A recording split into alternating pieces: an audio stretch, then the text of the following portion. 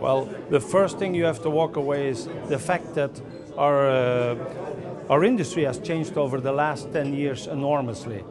First of all, professionalized, quality. We have done so much investment in all of this that today we're asking for recognition, and we got the recognition. Today the European Commission accepts us as a partner. That's at European level. Also at national level, what we see is that a lot of our members at national associations, they are now recognized as partners. Now, what we need to do is also, we expressed that they need to have the confidence to talk to us. We have to create think tank platforms where to see where private security can contribute exactly to make society as a whole a safer place. We know that governments, they want, due to budget restraints, they have to subcontract, they have to outsource. Also, our existing clients are outsourcing a lot. And that can only be done if we deliver that quality. But delivering that quality needs that we have this relationship, this public-private partnership with the public authorities to make things happening. I believe these are some of the most important things. Also, we try to create the awareness that at European level, for us, one single point of entry is important. We cannot permanently discuss with 10 different directorates general. We need to have somebody who is really concerned explicitly with us. And that doesn't mean that we cannot, for specific topics, talk to maritime or transport or for cash and transit to internal market. That's possible, you know, but that should be in the sense of we are consulted, we are a part of working groups, but at least, you know, we as an industry are recognized.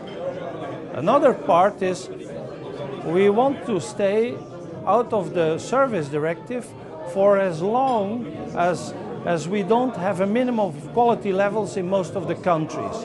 For us, harmonization only can happen if there is a platform throughout all the national authorities where a minimum requirements are in place, and always upwards.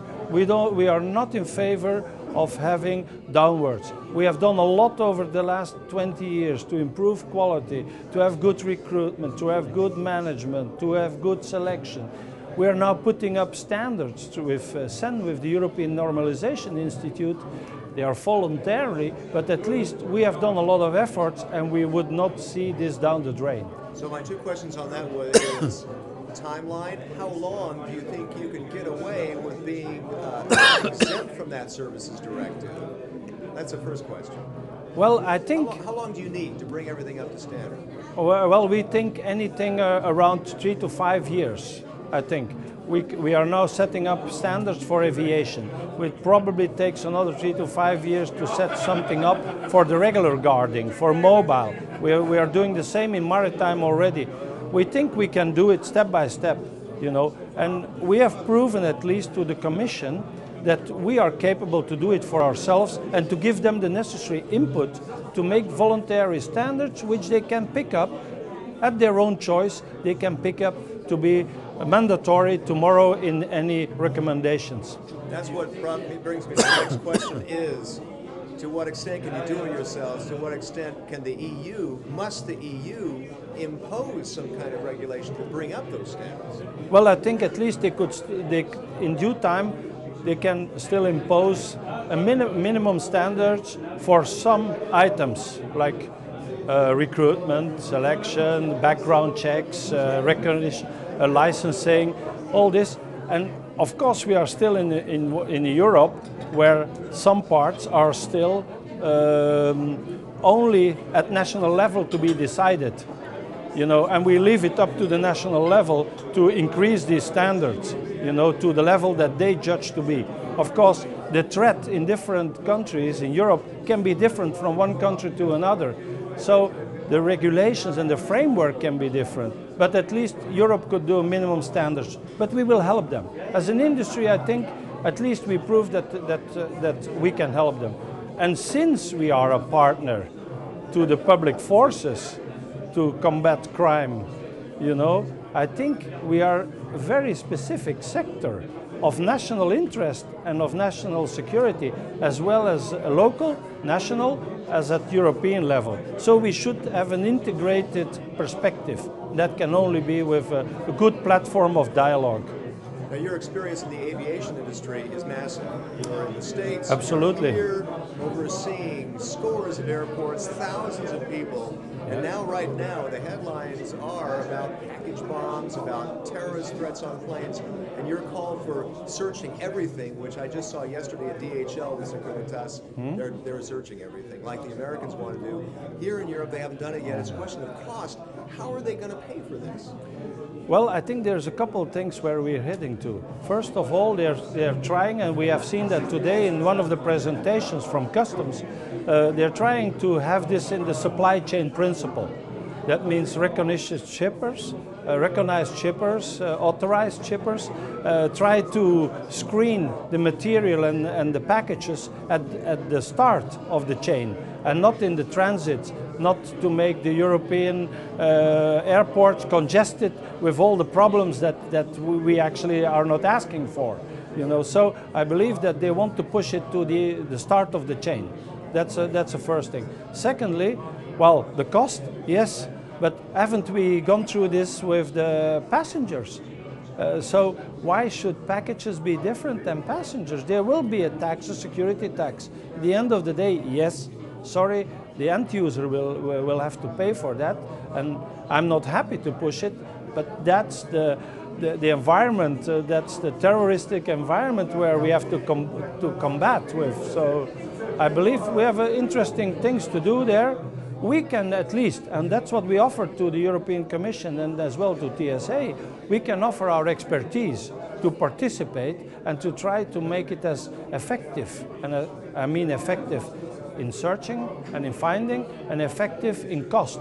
We can try at least to do this together and not to do this only by some kind of decision-making process outside of the scope of the competence that we can offer to deal with the problem. A couple of journalist questions. One is about the WikiLeaks lately, about the sensitive infrastructure and potential targets as listed by the State Department. How much is that a concern? How much does that require more security? I can honestly say I have no view yet on this. Of course, this is more, first of all, we're not dealing with this problem. We believe that this problem is a governmental issue to be dealt with at governmental level. So we're only the consequence if anything has to be done. And I have no clue yet where this is bringing us. On the other side, it seems to be information that was spread throughout millions of users already. So how can we be involved with this?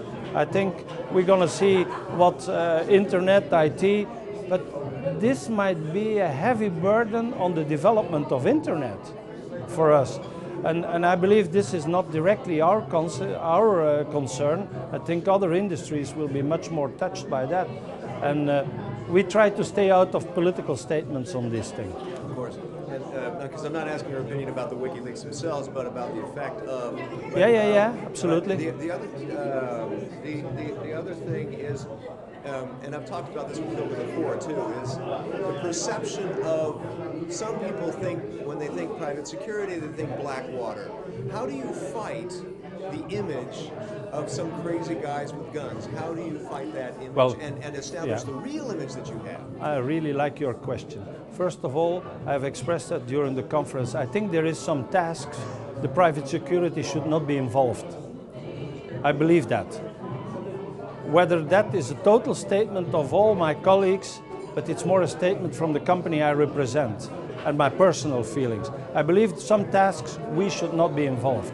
If we have to run the war, we have to get the tanks. That's actually what we're saying. So, first of all, it's some individual companies who are involved in that, and they're probably making good money in that. But for us, as a company, and as a statement that I would make, and a recommendation to my board in CoESS, I would say, this kind of jobs, let's stay out of this. You know, we are not military. You know, I have always been in the idea, I don't like guns. I believe guns is not our prerogative. Our prerogative is to be in the preventive side, to have good communication, to hand over the problems when they really become a problem of national interest or a problem that actually is on the repressive side. We hand it over to the police forces and to the government, and they have to make that kind of decisions. I'm not in favor of these kinds of developments. You know, I believe we have a task to do. The government has a task to do. So you oppose privatizing a war, that you're against, but some people would criticize privatizing policing, privatizing security. But how do you make that case for the importance of private expertise in security? I think it would be too easy to compare war and regular tasks. You know, and even there's two different things. And anyways, I'm not looking to privatize tasks, and I repeat myself, that actually should stay with the police. We also believe that there is some tasks that has to stay with the police. I've never said that I want to see my people running around with guns, with handcuffs, and arresting people. No, I believe that that is not our task.